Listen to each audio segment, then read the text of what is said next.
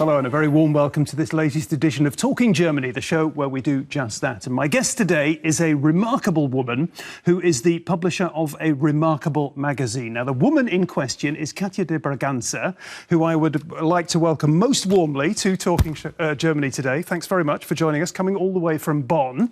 And the remarkable magazine that I've mentioned is called Ohrenkuss, or Earkiss. More on that intriguing title shortly.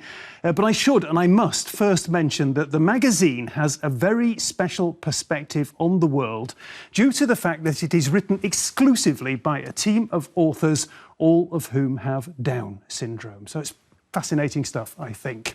Katja de Bragança, the first question, I suppose, is you had the idea for the magazine, as far as I understand it, way back in 1987 at a conference you attended in Madrid. Tell us the story. Oh, it was a great story. I was sitting in a lecture and it was boring. Oh. Do you remember sitting at the university in a lecture and the light is going away and there's an overhead projector?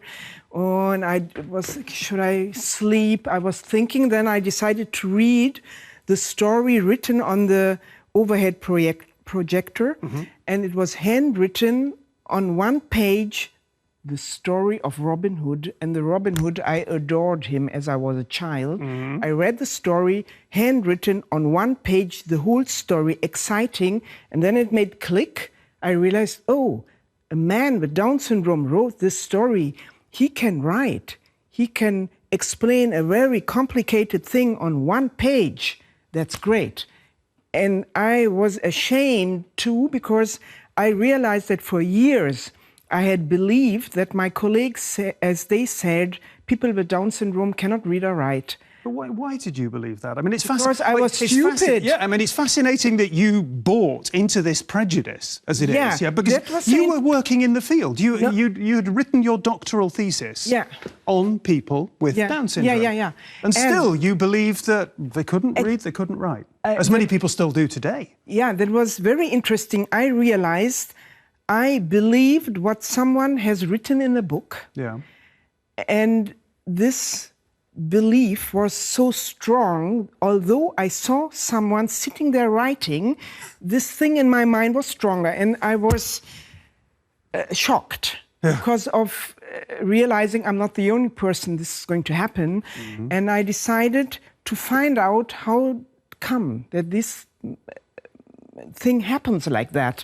It's like we believe people cannot fly, yeah? And there is a window, someone flies, and you say, no, that's an exception. Not possible. That's not, okay. And so we go on talking. Yeah. And that's incredible. And I decided to work on and find out more about this kind of thing happening in my mind and in the mind of other people. And what can I do to get this lock thing opened and more flexible? There must be some kind of reason that I'm that stubborn in mind. Yeah. Tell me why you were sitting there in the first place, because as we've mentioned, you'd written your doctoral thesis on people with Down syndrome. Why had you made that choice? Writing about people with Down syndrome, because I think it was totally interesting. They are something very special, and they are able to live with 47 chromosomes. That's something. It's a miracle. This is the geneticist in you speaking up here, yeah? She's a biologist, she's a scientist, yeah? It's fantastic. OK, we'll talk about all of that and much more. Yeah, you've had your first impressions there from Katja de Bragança and the magazine Ohrenkuss. Here is more.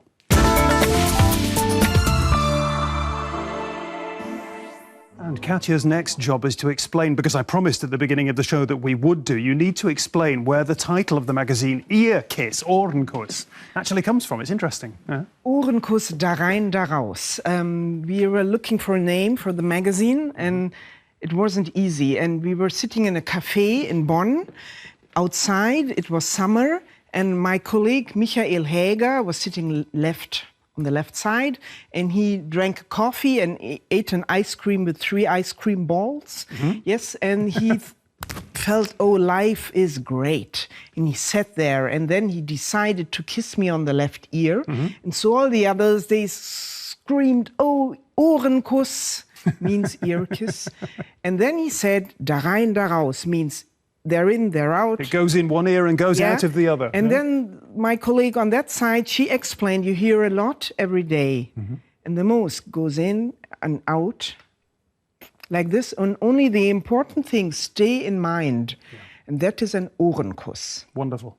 Yeah, it's a wonderful, wonderful expression. I hope it, is adopted more widely in the German language. It would be a wonderful thing, wouldn't it? Over the whole world. In the whole world. You're very ambitious, aren't you? Yes, sure. Yeah. You stop at nothing, yeah? Part of the fact that you are so very ambitious is when here's Ohrenkuss, yeah? Here's one of the magazines, yeah? This is a recent edition. It's called Superpowers. Well, Katja will tell us a little bit more about that later, or in just a minute. But one thing I just want to look at is the, I go in here a little bit and you can see the quality of the magazine. It's often described as a glossy magazine, believe it or not. That's quite interesting. And the quality of the photography, the quality of the layout, these are the absolutely highest production qualities. And that's very important to you. Tell me why.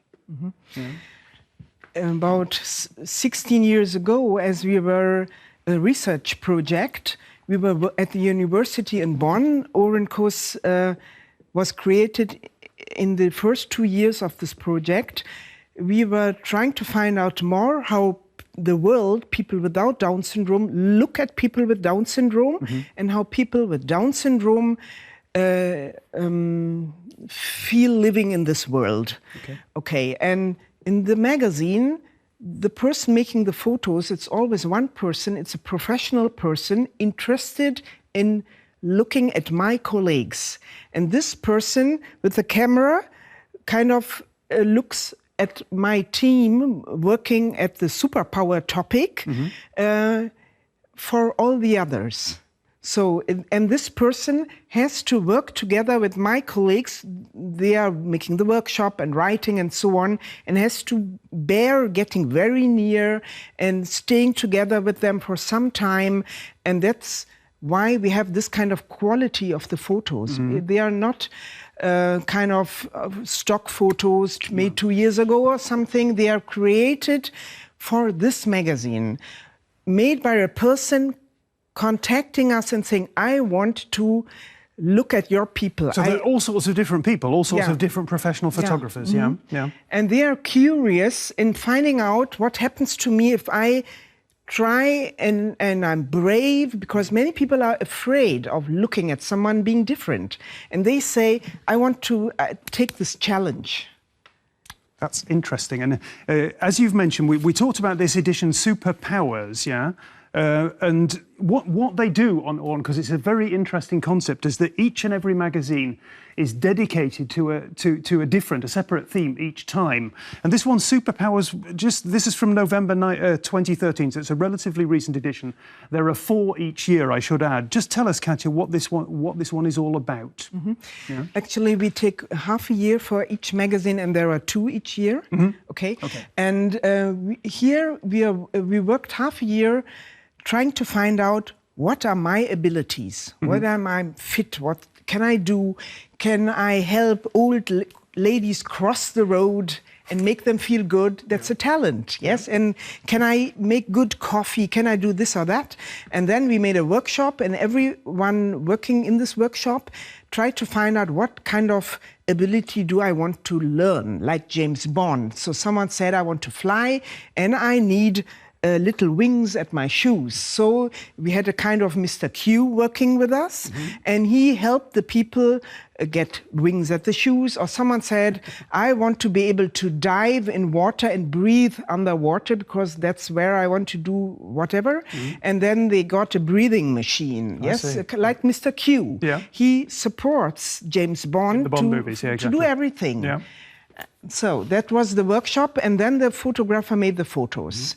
After we worked together, and one man, this one on the cover, said, I want superpowers like a special animal, and I need paintings here and there, and then I've got these powers. And so someone had to paint him exactly the way he wanted it. Talking about the capacities, the qualities that people have, and the people who are on your editorial staff, I don't want to generalize necessarily about people with Down syndrome, but I'm very interested to know whether there is not some kind of common stylistic approach that has emerged in the 15 years you've been working on the magazine? I'm not really sure if I've understood the question, but I think if I say I can very often recognize if a text I read is written by someone with Down syndrome, that's what you mean. I was in Berlin last year and I was in a theater from another country, I don't remember now, but they translated into English and I read it, and after a minute I realized, oh, this lady writing that must have Down syndrome. And then I asked the team and they said, yes, that's true. So why? That's what I have studied biology. I cannot explain, but it's something unexpected. It's some charm. It is very powerful. It's up to the point. It's a change of perspective. All these things, creating of new words. And first, talking, let's say, about the grandmother, and then talking about walking down the stairs, something unexpected, yes? All these kind of things. And you would never dare to write like that. You won't be able to do it, and I also won't. And that is what I have to come back to the magazine again. Just the way you're explaining this is precisely. If you get hold of this magazine, become a subscriber, yeah, because that is precisely what you get in this magazine. It's also what you get. I should just introduce this book because we've got it here, the Ohrenkuss dictionary that came out to celebrate the 10th anniversary of the publication. Yeah, so it's all great stuff. Very direct, very lots of just unexpected turns of phrase, and very, very fascinating. Now, people with disabilities have all too often been marginalised and excluded by society, and their capacity to make a contribution has, says Katja de Bragança, long been underestimated. But that is beginning to change, and it's becoming increasingly clear just how important it is for all of us to be part of the world of work.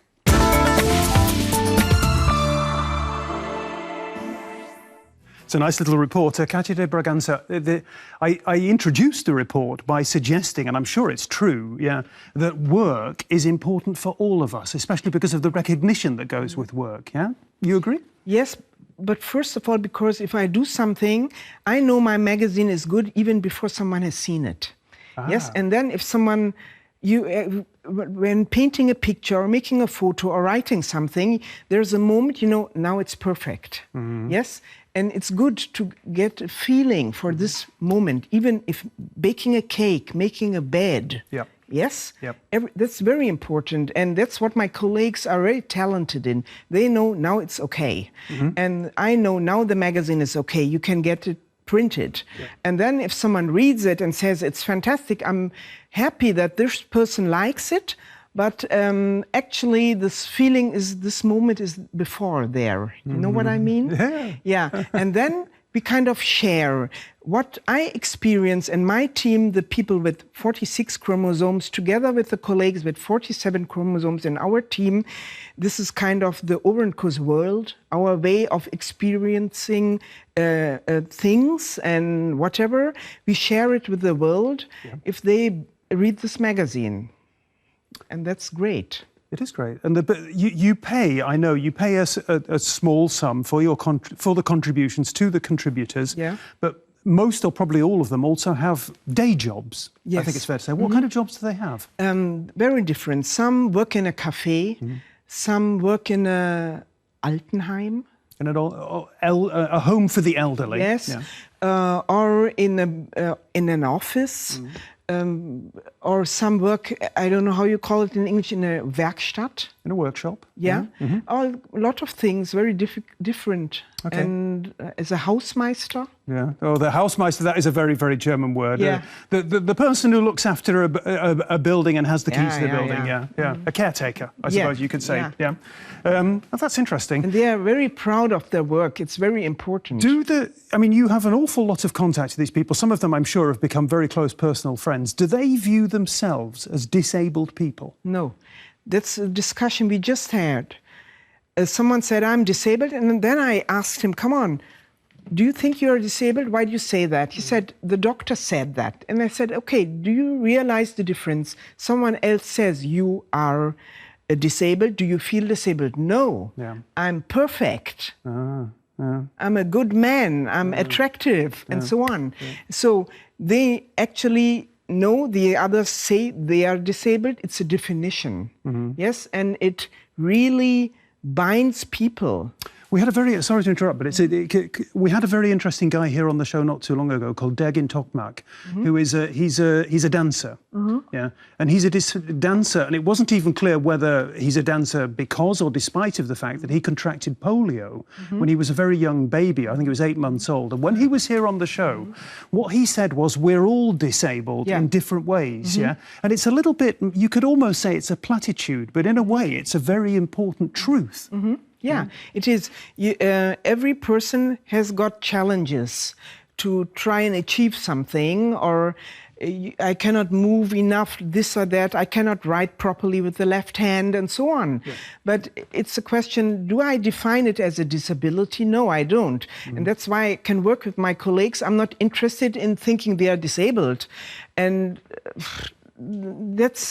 it kind of stops us going on in a very creative world and living with each other if we think someone is disabled. It leaves us as a society with an awful lot to learn and an awful lot of unused capacities. It doesn't make really sense. Yeah. If someone cannot do something, I help, or I ask him, do you want to do it? No. Otherwise, let's go on. It doesn't really make sense. Do you know, I'm sure you do, how many people there are in Germany who have Down syndrome? No one knows that. Nobody because knows. We don't count that, but I would say about 50,000. 50,000 people, yeah.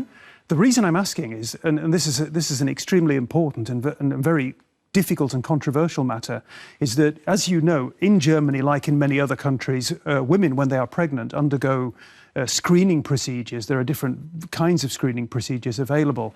And that can sometimes lead to the parents, the father and the mother together, making the decision to opt for an abortion because the child has Down syndrome. Yeah? What's your response to that? It's a very difficult topic. First of all, screening is a very difficult topic, whatever kind of screening, but that's another talk. Because many people really don't understand what's happening there, and it's difficult for society, this kind of thinking to screen. But actually, I think if a couple really knows what information they are asking for, and they know what is Down syndrome, and they decide not to get this child, it's their decision. What I don't like is if society decides to force people doing that. I expect you to do it. That's not okay. If you privately decide after discussing it with your family, I think we have to respect that. Have people come to you and asked you for advice? No, you can't advise someone in this kind of... Can't, can you? You cannot, but you can say, do you want to talk with someone with Down syndrome? Yeah. Yeah? Do you want to talk? Do you want to talk with parents? Because people have got very old-fashioned ideas of what kind of life they have with someone with Down syndrome, that this person won't be able to take the bus, or this person won't be able to write a postcard, or the parents would never be able to have holidays together anymore. And they realize, oh, this young couple, they've got a life, they're having fun, they're going to the cinema, they're reading a book, they've got time, and this fellow is going to work and earning his own money. Oh, come on, he's going to be, let's take this baby, And I think it's because many people don't know anyone with Down syndrome. And that's why they've got this kind of picture in mind. Absolutely. And of course, people with Down syndrome, they don't just go to the movies, they don't just read books and take the bus, they also make magazines, as we've discovered. But we are going to change the subject. We've talked a lot about Katja de Bragança and the Ohrenkuss project. We're going to talk now a little bit about her background, because Katja spent the first 12 years of her life living in India, which must have had quite an impact, I guess, on her. She'll tell us about that in a second. And before we do talk about that, let's have a look at the experience of another woman who grew up in India and now lives and works here in Germany.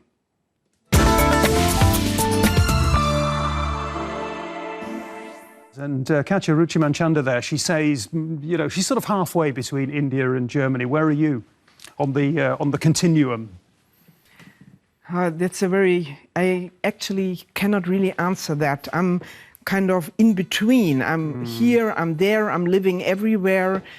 I've decided that's not a problem anymore, but it's really challenging me. I feel homesick when I'm here, when I see a mango, when I hear the music, when I smell the food, when I hear the birds, and I miss the sounds of the trees and the rain. I want to see the monsoon. Yeah, I would never use an umbrella here, and so on. And if I'm there, I'm fed up because the bus comes too late, and I feel German. We've got some photos. The first one I believe is of you. Or certainly your parents? Yes. Or you tell us. I mean, you know what we've got on here. the right side, you see this woman with a child on the lap. That's me. And in the middle, the small boy in the white chair is my younger brother. He's 1.5 years younger. And behind my mother is my father.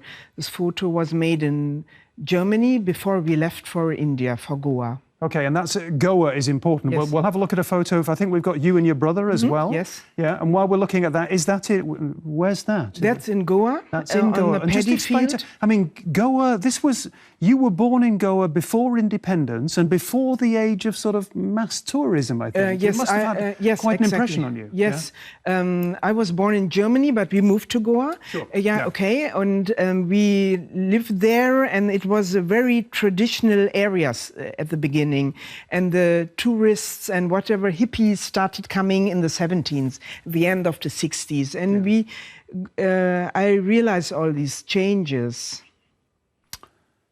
Your mother was from Germany, yeah? And she must have told you about Germany, yeah? How much when you came back, when you actually finally came to this place after 12 years in India, how much of a sort of a cultural shock was it for you? We spoke German together in India. I was able to speak a little bit, but I wasn't prepared for anything. You can talk a lot, but you're not prepared. The temperature, the way the people look like, I couldn't defer the people because everyone looked same, and the food, yeah, Schwarzbrot, this black bread, and the tea, and no fruits, and the water was cold, and it was very adventurous, but really totally different. And it took very long to get kind of used to that and to accept it, and that was not very easy. And this, for me, is a very interesting point, I suspect, in your biography, because when you came to live in Germany, inevitably, you must, in some senses, have been an outsider. And I wonder if that has contributed to you being the kind of person, which you self-evidently are, who is, going to do battle, to break a lance for people who are perceived as outsiders in society. I'm sure that's kind of true. In India, we were already different because my skin wasn't that dark.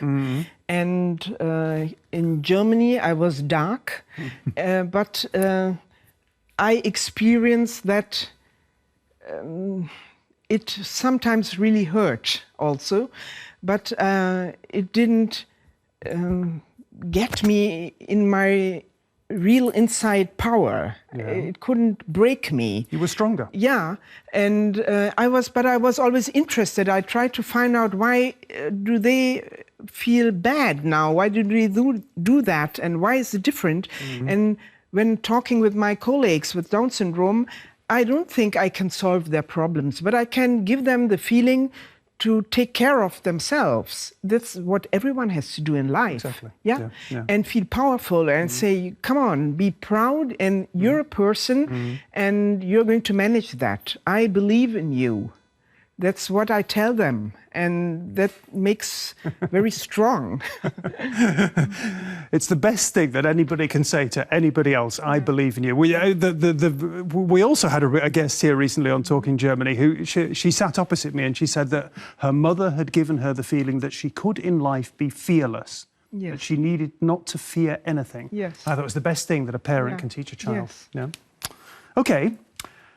Katja de Bragança has devoted so much energy to the Ohrenkuss magazine in the last 15 years, as we've seen, but she's also, and this hasn't been mentioned yet, she's in that time she's also brought up 4 kids, and she has other projects and passions too, and one of them is urban gardening, which is when people get together to take an often vacant lot and an unused area in a city and turn it into a green oasis.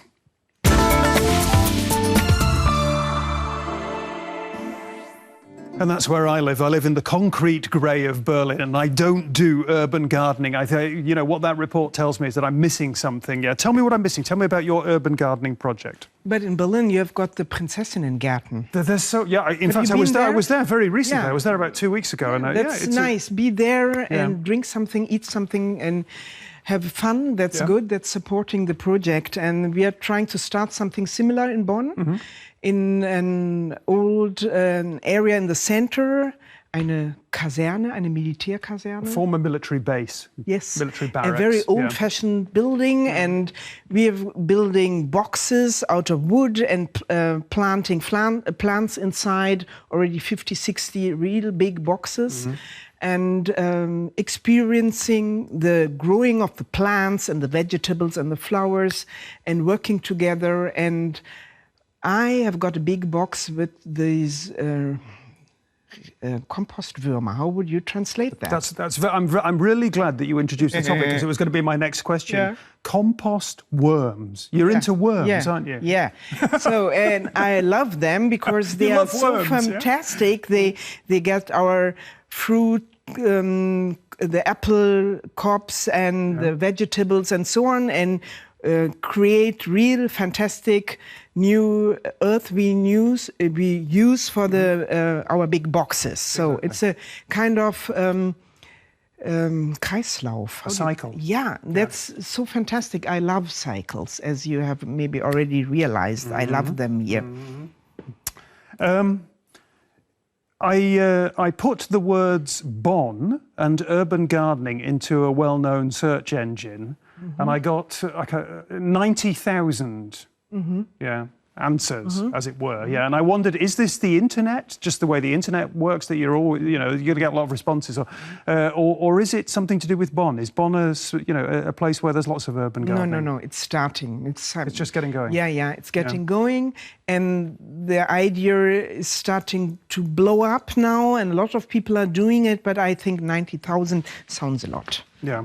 But maybe you had looked into the future. Yeah.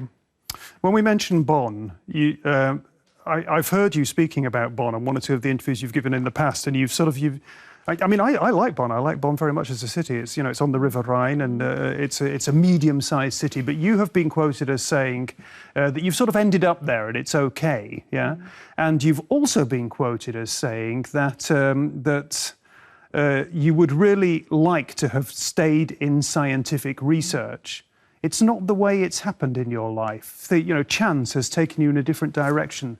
Do you have the feeling that the god of chance, that the god of fortune has been good to you? Yes, definitely. I think it doesn't make sense to want to force and plan everything. Mm-hmm. You have an idea.